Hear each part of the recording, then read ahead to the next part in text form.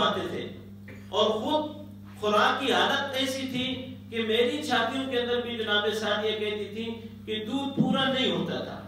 بہرحال ہم آئے تو بچے جو تھے بڑے بڑے گھرانوں کے، وہ ہم سے پہلے آنے والے قافلے نے دائیوں نے اٹھا لیے۔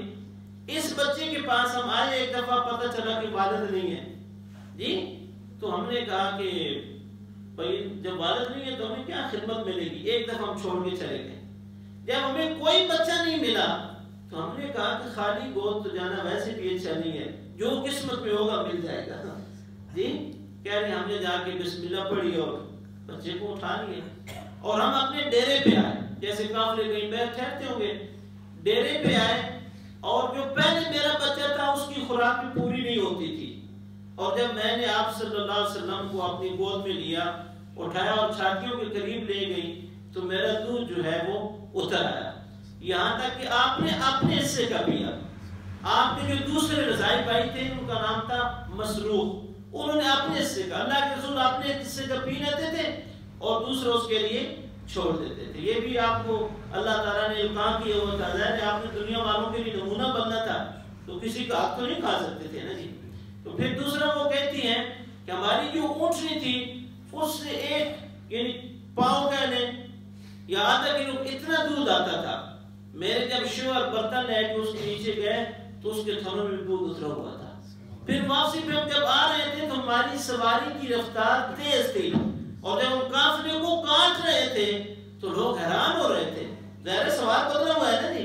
رحمت اور برکتیں سمیٹ کے اماں حلیمہ اپنے گھر جا رہی تھی، کہتی وہاں ہم گئے تو جو بکریاں تھیں وہ بھی باقی لوگوں کے ساتھ ایک ہی چراگاہ میں چلتی تھی، جب شام کو واپس آتی تھی تو ہم اپنا ڈول بھر کے دودھ دو دیتے تھے، باقی لوگ جو تھے ان کی جو بکریاں تھیں وہ دودھ روٹین پہ دے رہی تھی۔ لوگ ہم سے آ کے پوچھتے تھے کس چراگاہ میں لے جاتے ہو، کیا کھلاتے ہو؟ تو اماں فرماتی ہیں کہ میں ان کو کہتی تھی ہمارے گھر کا اس بچے کے آنے کے ساتھ نقش اور حلیت بدل گیا ہے، یہ برکت ہی برکت ہے، پتہ نہیں کہاں سے آ رہی ہے۔ پھر اللہ کا کرنا ایسا ہوا کہ اللہ کے رسول صلی اللہ علیہ وسلم اپنے رضائی بہن بھائیوں کے ساتھ بکریاں چلاتے تھے۔ ایک دن بکریاں چلا رہے تھے تو جناب جبرائیل تشریف لے آئے جی، بچوں میں کھیلتے ہوئے آپ کو پکڑا، آپ کا سینہ چاک کیا، اندر سے ایک لوتھڑا نکال کے ایسے پھینک دیا جی۔ یہ منظر جب دیکھا نا بچوں نے تو دوڑتے ہوئے گئے اماں حلیمہ کے پاس کہ ہمارے بھائی کو کسی نے قتل کر دیا ہے جی۔ وہ بھی گھبرائی ہوئی آئی، دیکھا تو آپ صلی اللہ علیہ وسلم کا رنگ اترا ہوا تھا، ایسے جیسے نا کوئی خوف و ہراس یا کسی چیز نے دبوچ ڈر گئی کہ پتہ نہیں کیا ہوا ہے، ہمارے گھر میں پہلے سے اس طرح کے حالات چل رہے ہیں جی کہ بڑی برکتیں ہیں، رحمتیں ہیں، کسی کی نظر ہے، حسد ہے، یا نعوذ باللہ کوئی ہمارے پیچھے لگ گیا ہے، کیوں نہ اس امانت کو میں ان کے والدین کے سپرد کر دوں۔ تو 4 سال کی عمر میں جی آپ صلی اللہ علیہ وسلم واپس آپ کو اپنے گھر پہنچایا گیا۔ 6 سال کی عمر تک آپ اپنی والدہ کے ساتھ رہے۔ آپ کی والدہ محترمہ مدینہ میں چونکہ آپ کا لہری خاندان تھا وہاں تشریف لے گئی اپنے شوہر کی قبر کی زیارت کے لیے، اور واپسی پہ آ رہی تھی تو آپ کی والدہ محترمہ کا بھی انتقال ہو گیا۔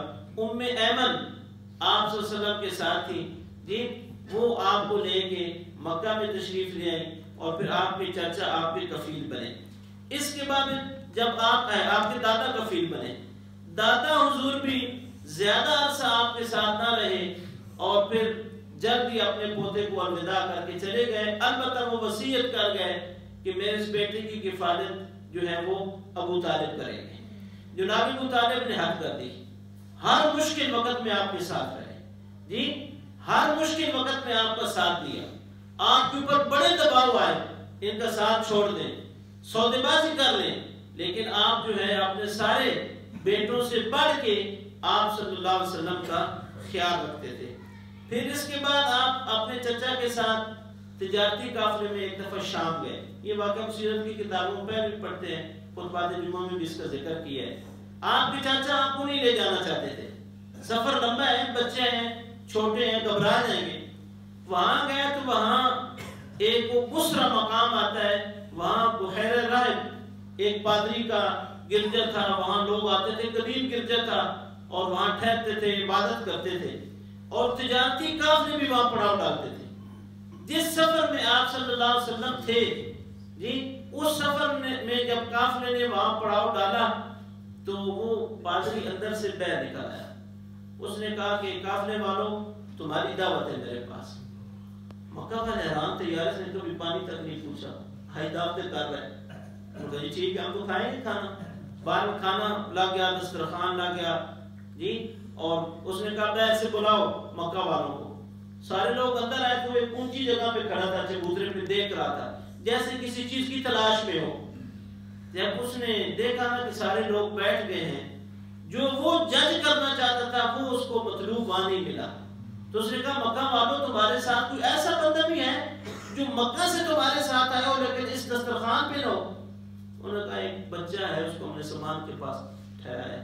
اس نے کہا سامان کو کون نہیں چھیڑتا، اس کو بھی بلا لو بچے کو. اب آپ صلی اللہ علیہ وسلم دروازے سے انٹر ہو رہے تھے اور یہ یہاں کھڑا ہو کے دور سے دیکھتے کہتے ہیں ہذا سید العالمین، ہذا رسول رب العالمین، یبعث اللہ رحمت للعالمین. جی یہ تو جہانوں کے سردار ہیں، رب العالمین کے رسول ہیں، اللہ ان کو رحمت للعالمین بنا کے بھیجے گا. وہ ہکے بکے. فقال له شیاخ من قریش ما علمک، سرداروں نے کہا تمہیں کیسے پتہ ہے یہ بچہ ہمارے پاس پیدا ہوا، ہمارے پاس پلا بڑا ہے، ہمارے ہاں رہتا ہے، تم کیسے شہادتیں دے رہے ہو؟ اس نے اگلی جو بات کی ہے نا وہ اس سے بھی بڑی صداقت والی تھی. اس نے کہا فقال انکم حین اشرفتم من العقبۃ لم يبق حجر ولا شجر الا خر ساجدا ولا يسجدان الا لنبی. آپ ابھی اس وادی سے اس طرف تھے تو اس طرف کا ہر پتھر اور ہر درخت جو کہ ان کو سلام کر رہا تھا، یہ نبی کے علاوہ کسی کو نہیں. پھر اس نے کہا میں مور نبوت سے بھی جانتا ہوں جو ان کے دونوں قدموں کے درمیان ہے، اس سے بھی میں پہچان کی شہادت دیتا ہوں کہ یہ اس امت کے رسول ہیں. آپ کے چچا کو کہا کہ سب سے بڑی مزاحمت اور مخالفت یہودی کی کریں گے، لہذا ان کو آپ آگے نہ لے جاؤ. اور جناب ابو طالب نے آپ کو پھر واپس مکہ بھیج دیا. پھر اسی طرح سے آپ صلی اللہ علیہ وسلم کی جو نبوت سے پہلے والی زندگی ہے وہ بھی بڑی کھری ہے، بڑی صاف ہے. 40 سالہ زندگی معمولی نہیں ہے. اس 40 سالہ زندگی میں کبھی بھی کسی نے آپ کو نہیں دیکھا کہ آپ بھی حبل کو سلامی کر رہے ہو. کبھی بھی آپ کے جو قوم کے لچھن تھے یا مجلسیں تھیں یا شراب چلتا تھا یا برہنہ ہو کے تکبر کے ساتھ گھومتے تھے، اس طرح کی کسی حرکت کے اندر بھی آپ کو نہیں دیکھا گیا. آپ ہمیشہ باحیا، انتہائی شریف، انتہائی معزز، اپنے بچپن میں بچپن کے ساتھیوں کے اندر بھی اور بڑے ہو کر بڑے لوگوں کے اندر بھی آپ کا مقام و مرتبہ نبوت سے پہلے بھی منفرد تھا. جی اسی طرح سے مکہ کے اندر ایک ظلم یہ شروع ہو گیا کہ حاجیوں کو لوگ لوٹنا شروع کر دیتے تھے. ایک جو عمر بن معاذ ایک سردار تھا، اس نے ایک آدمی سے کچھ سامان خریدا، اونٹ خریدے، پھر اس کے پیسے نہیں دے رہا تھا. اس آدمی نے بتیرا سوال کیا لیکن کسی نے نہیں سنی. وہ سرداروں کے پاس گیا. اب سرداروں سے ملے ہوتے ہیں نا، جب ان کو کسی کا ساتھ نہ دے تو کہتے جا کے لے لو یار. اس نے کہا لے لو بھی، ہمیں تو وہ دیتے نہیں ہیں. اب وہ بیچارہ مسافر ہے. اس نے کہا یار میرا سامان واپس کریں یا مجھے پیسے دے دیں. تو یہ جو صدا تھی نا، یہ چند لوگوں نے جو شریف تھے اور کئی عرصے سے یہ محسوس کر رہے تھے کہ مکہ کے حالات ظلم کی طرف جا رہے ہیں، لوگوں کو لوٹا جا رہا ہے. لیکن جب برائیاں بڑھ رہی ہو نا تو سنجیدہ لوگوں کو آگے بڑھنا چاہیے، ہر تفریق سے بالا تر رہتے ہوئے امن کی بحالی کے لیے اپنی قوت اور جدوجہد کو مظاہرہ کرنا چاہیے. جی اب وہ جو لوگ تھے ان کا نام فضل ہے، حلف الفضول نامی ایک معاہدہ ہے. عبداللہ بن جدعان ایک آدمی سردار تھا، اس کے گھر میں یہ لوگ جمع ہوئے اور انہوں نے آپس میں ایک معاہدہ ہو کیا کہ ہم مظلوم کا ساتھ دیں گے، ہم ظالم کا ہاتھ پکڑیں گے، ہم کسی کو کسی کی عزت کے ساتھ نہیں کھیلنے دیں گے. جی اس معاہدے میں نبی صلی اللہ علیہ وسلم بھی شریک ہوئے اور آپ فرماتے ہیں کہ یہ معاہدہ مجھے سرخ اونٹوں سے بھی زیادہ قیمتی ہے. اگر کوئی مجھے یہ کہتا کہ 100 سرخ اونٹ لے لو جو عربوں کا قیمتی سرمایہ تھا تو میں پھر بھی اس معاہدے میں ان کے ساتھ ہوتا. اسی طرح سے آپ صلی اللہ علیہ وسلم نے بڑی جفاکشی کی زندگی گزاری ہے. بنو سعد میں بھی بکریاں چرائی ہیں، مکہ مکرمہ میں آئے ہیں تو یہاں بھی ایک مزدوری اور محنت کے طور پہ چند کی رات کے عرض مکہ کے اندر بھی آپ نے بکریاں چرائی ہیں، اور ایک موقع پہ آپ نے فرمایا ہر نبی نے بکریاں چرائی ہیں، اس لیے کہ نبی نے امام بننا ہوتا ہے نا، تو بکریوں کے ریوڑ کے ذریعے ان کو ٹریننگ دی جاتی ہے، کوئی بکری ادھر جا رہی ہے کوئی ادھر جا رہی ہے، تاکہ نبی کو اندازہ ہو جائے مجھے کس طرح کمان کرنی ہے۔ اسی طرح سے آپ نے تجارت بھی کی جی، سیدہ خدیجہ رضی اللہ تعالیٰ عنہ کا جو مال ہے تجارتی، وہ گئے اور انہوں نے اپنے غلام میسر بھی ساتھ بھیجا، اور میسر نے آ کے رپورٹ یہ دی کہ انہوں نے جاتے ہی اچھے مال کے الگ ڈھیر لگائے اور کمزور مال کے الگ ڈھیر لگائے، دونوں کی قیمت الگ الگ بتائی، اور سب سے پہلے جب کوئی ہمارے ٹھیک پہ آتا تھا سامان لینے کے لیے، آپ انتہائی مخلصانہ انداز اس کو ویلکم کرتے تھے، چیز لینی ہے یا نہیں لینی، ویلکم تو اچھا ہونا چاہیے نا، تو بڑے اچھے انداز میں آپ ان کو ویلکم کرتے تھے، اور اس نے کوئی چیز نہ بھی لینی ہوتی تھی تو وہ آپ کی تعریف کیے بغیر نہیں جاتا تھا، کیسا کمال کا انسان ہے یار، بڑا اچھا انداز ہے ان کا تجارت کا، ہم نے کوئی چیز لی بھی نہیں ہے تب بھی اچھے انداز میں رخصت کیا ہے۔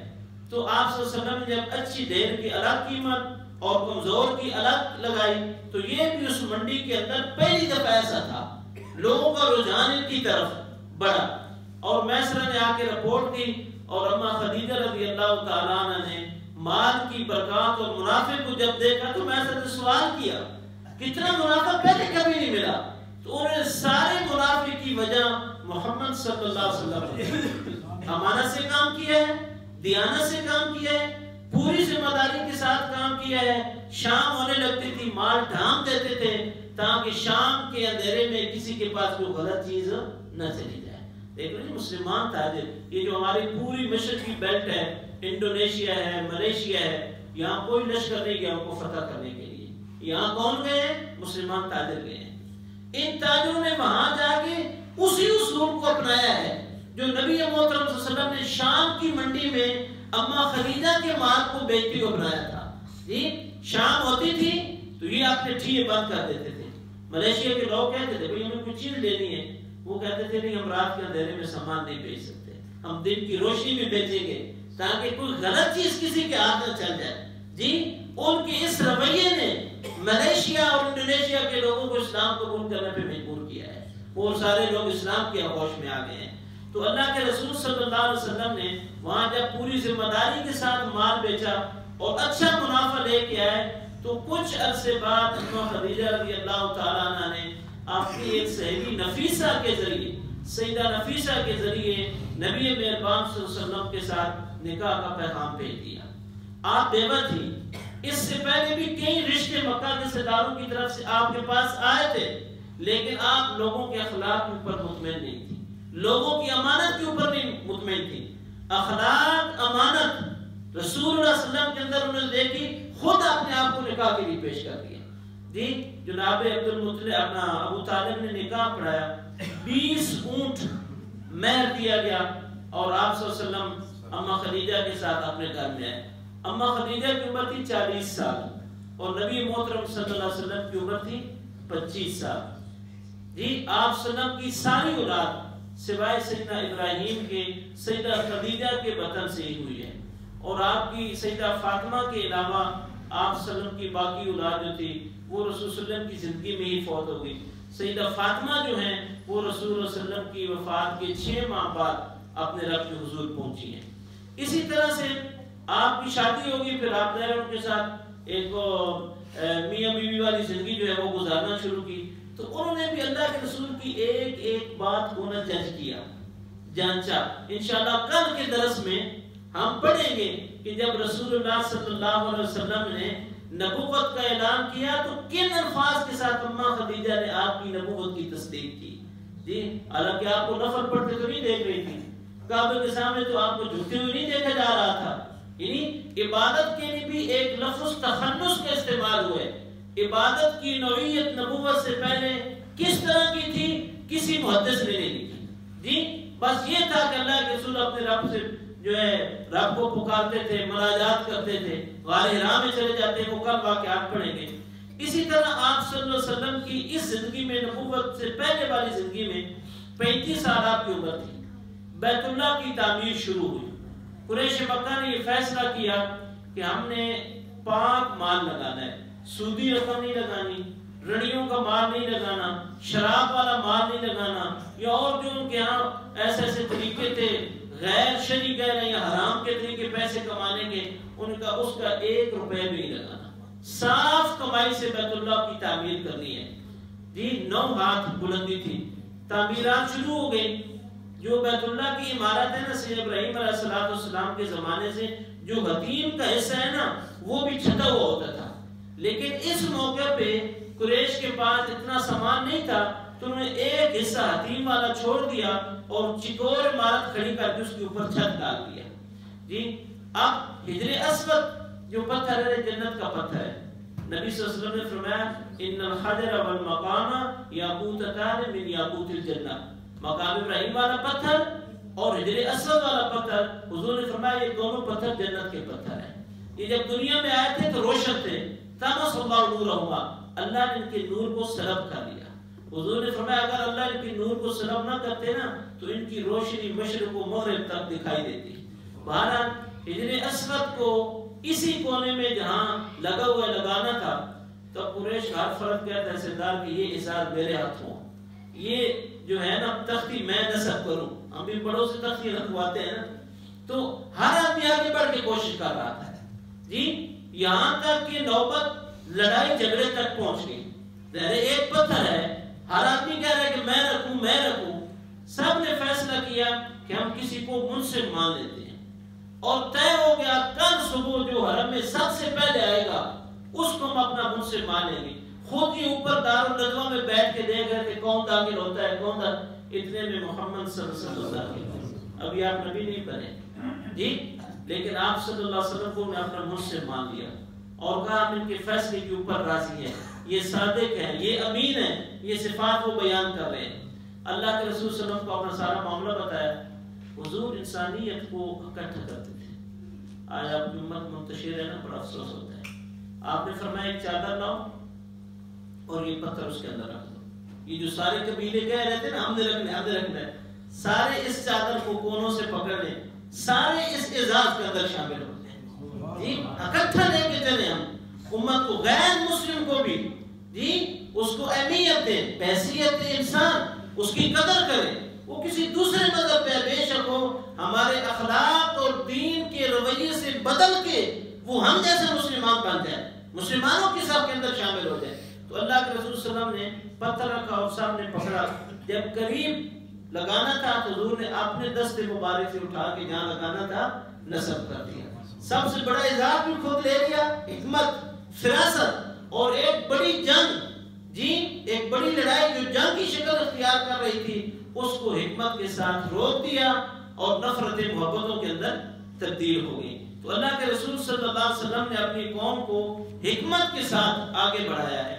یہ جو آپ صلی اللہ علیہ وسلم کا 40 سالہ عرصہ ہے، اس میں آپ کا اخلاق مثالی تھا، آپ کی امانت مثالی تھی، آپ کے فیصلے بڑے منفرد تھے، اور آپ صلی اللہ علیہ وسلم جیسا کہ میں نے شروع میں بھی کہا کہ کبھی کسی بت کے سامنے یا قوم کے کسی برے فنکشن کے اندر بھی آپ صلی اللہ علیہ وسلم چل کر نہیں گئے کہ میں جا کے بیٹھ کے کنارے بھی بیٹھ کے دیکھوں، بلکہ بچپن میں بھی ایک دفعہ بیت اللہ سیلاب کی وجہ سے گر گیا اور اس کی تعمیرات شروع ہو رہی تھی تو بڑے بڑے لوگ وہاں ننگے گھومتے تھے جی، آپ نے تہبند باندھا ہوا تھا اور آپ کے چچا نے کہا کہ یہ تہبند جو ہے نا آپ کے پیچھے اٹک رہا ہے، آپ گر جائیں گے، آپ بھی اتار کے رکھ دیں۔ جو ہی آپ کا تہبند اتارا گیا آپ پیچھے گر گئے، اور آپ کو جب ہوش ہے تو پہلی بات آپ نے یہ کی کہ میرا تہبند میرا تہبند میرا تہبند، اور جب آپ کو تہبند دیا گیا اور لپیٹا گیا تو آپ نے جا کے طبیعت سمجھی۔ اللہ تعالیٰ نے نبی صلی اللہ علیہ وسلم کو شرم و حیا کی قوت سے مالا مال کیا تھا، اور آپ صلی اللہ علیہ وسلم نے اس شرم و حیا کو، اس علم کو اپنی امت کے اندر تقسیم کیا ہے۔ یہ سیرت کا مطالعہ صرف معلومات نہیں ہے، ہم دیکھیں کہ اس دنیا کے اندر حضور کی بعثت کا مقصد کیا ہے۔ اتنا اعلیٰ نسب، اتنا اعلیٰ فیصلے، اتنا اعلیٰ کردار ایک ایسی سوسائٹی کے اندر جو انتہائی بگڑی ہوئی تھی، متکبر سوسائٹی تھی، اس سوسائٹی کو آپ نے بدل کے امن کے اندر، اخوت کے اندر، یہاں تک کہ دنیا کی امامت کے لیے تیار کر دیا ہے۔ اب یہ کام ایک بار پھر ہونا ہے، اس بکھری اور منتشر انسانیت کو دنیا کی امامت کے لیے امت مسلمہ کو ہم نے تیار کرنا ہے۔ ہم اپنے حصے کا کام کریں، ہماری زندگی میں یہ کام ہوتا ہے تو بڑی بات ہے، اگر نہیں بھی ہوتا تو ہم اپنے حصے کی شمع جلا کے جائیں گے، یہ روشنی ہمیں آخرت میں اپنے رب کے حضور مل جائے گی۔ اللہ تعالیٰ مجھے بھی یہ کام کرنے کی توفیق دے اور ہم سب کو یہ کام کرنے کی توفیق عطا فرمائے۔ کوشش کریں اور دوستوں کو بھی دعوت دیں، دیے سے دیے جلائیں جی، توحیدیہ مسجد میں بھی اعلان ہونا چاہیے۔ ارشد صاحب اس کمپین کے جو ہے نا متحرک کارکن ہیں۔